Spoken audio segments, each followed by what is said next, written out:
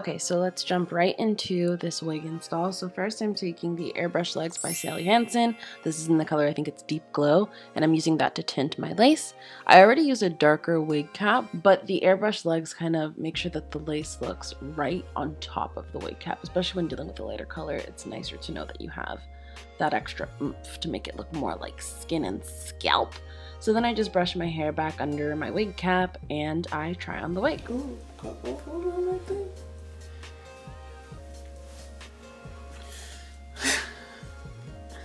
This is like very green. Oh my goodness. Like I knew I expected it, but I didn't expect it at the same time. So then I just comb all the hair back. This just kind of helps me see how much lace I'm really working with, how much lace I need to lay. And this would be where I would pluck the wig if I really thought about it, but I was just so excited to get into this install that I just did. So I used a bit of Got2b freeze blasting spray. I really concentrated on my actual edges as well as a little bit of the skin in front of the edges. The reason why I do this is because I want my hair to be protected in some way, shape, or form. So that's why I use this to kind of protect my hair before using it to secure the wig itself.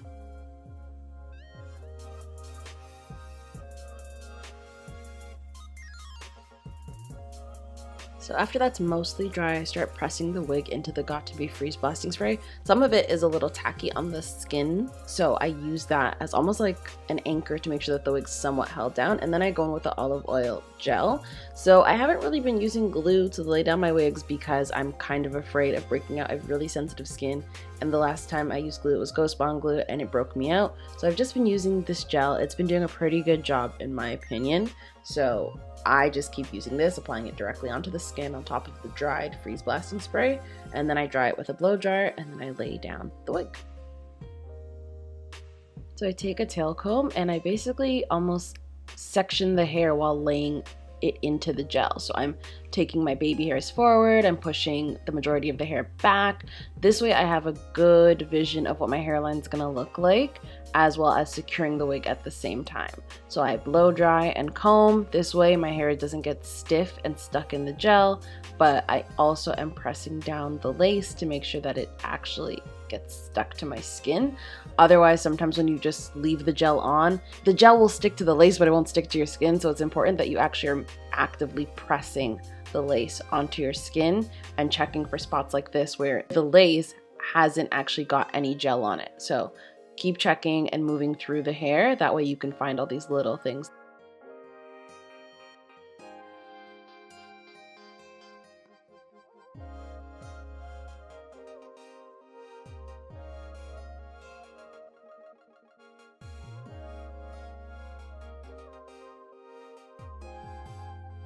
So I take this time while the gel is drying to envision my hairline.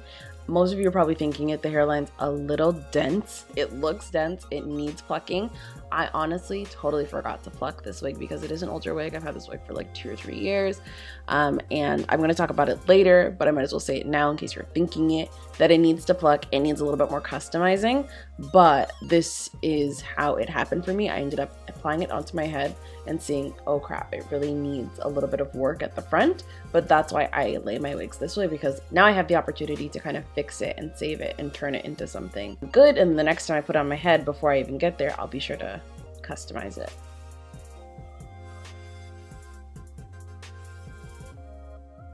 So now I'm just really separating the baby hairs. I feel like the lace is secure to me and to my skin, and it's adhered fully, so I can really get into these baby hairs and basically work on hiding that line of lace that you can see at the front there. So I'm basically just sectioning the hairs that I think could potentially be baby hairs and pushing the rest back.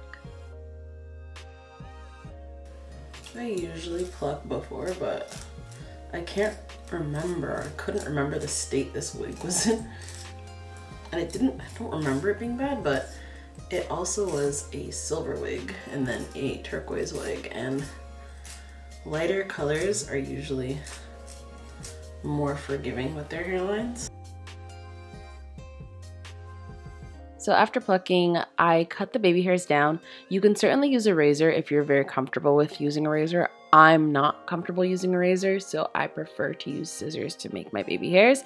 And again, I already knew that there wasn't going to be a whole lot of natural looking baby hairs going on here today. So I was just like, you know what, let's just use the scissors and we'll leave the rest up to gel. So that's what I'm doing here, is I'm just trying to cut them as low as possible and cut any flyaway hairs and any stray hairs, and basically make sure that my baby hairs will come out uniform. But I'm just using scissors. And again, if you feel comfortable and confident with a razor, then use a razor, because you'll probably get a better and closer cut. Once I feel good with my baby hairs, I take a little bit of Got2b freeze blasting spray, not a lot, but just a little, enough to keep the hair back. I just need to keep the hairs that I'm not going to be gelling down as baby hairs back, because what I'm about to do is lay the baby hairs forwards. It makes gelling them easier. So I'm tying my hair back, and then I'm going to get an elastic band. This is the exact same elastic band you'd use if you were sewing it into your wig to make your wig a little bit tighter. I take a little bit of that. I learned this trick from Ms. Rosh Posh, and I used that to lay down my baby hairs. I think I laid them down for about 20 minutes. Basically what I did in that time was straighten my wig and curl it, and I'm almost done at this point. So what I am doing now, this is probably about 20 minutes later, and you can see the hair is half curled, is I'm taking off the elastic band. And this is what the edges look like. And you can see it definitely looks a little bit more melted into the skin, so it's a good tip.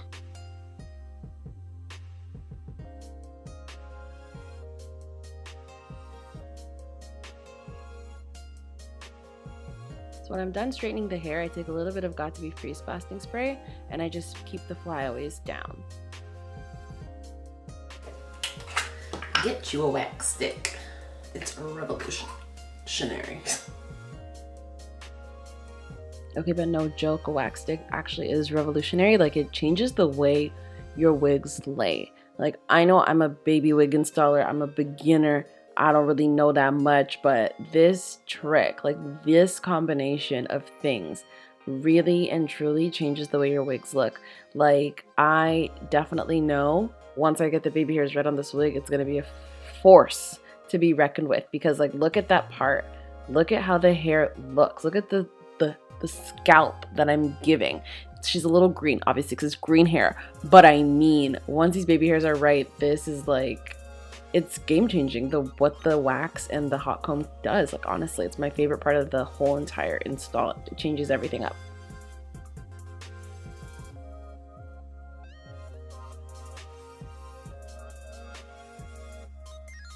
So I felt like my baby hairs were still a bit too long, so before gelling them, I did cut some more off. That's why I recommend you use a razor. I'm a klutz, so it was not happening for me, but take the time to look at the hair and what you're trying to give, and is what you're doing giving what it's supposed to give? In this case, no, I need to cut some more hair off. Then I get the same olive oil gel, and I use that to lay my baby hairs. You can use mousse, you can use edge control on some wigs, use whatever you're comfortable with. I like the olive oil gel because it helps me also kind of lay things how I want to, because it's gel and it's a long holding gel.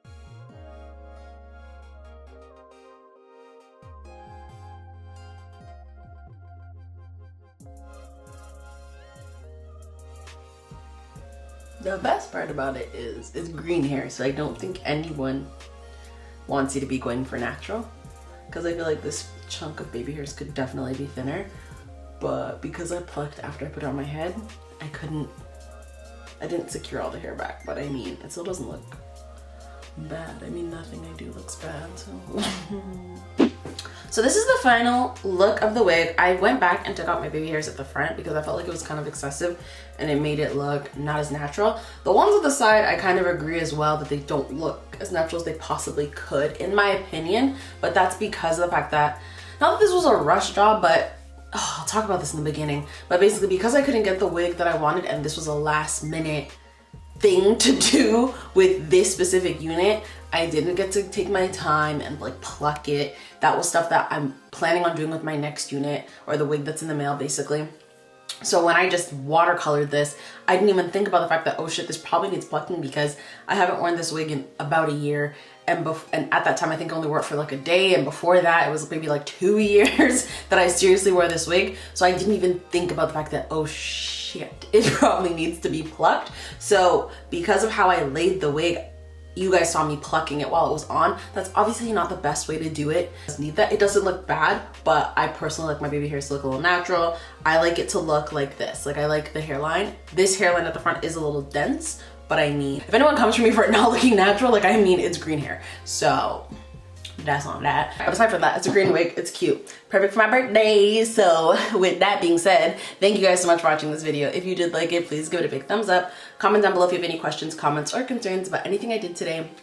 And as always, subscribe to me. It pays my bills. So thank you guys so much for watching, and I'll see you in my next one. Bye.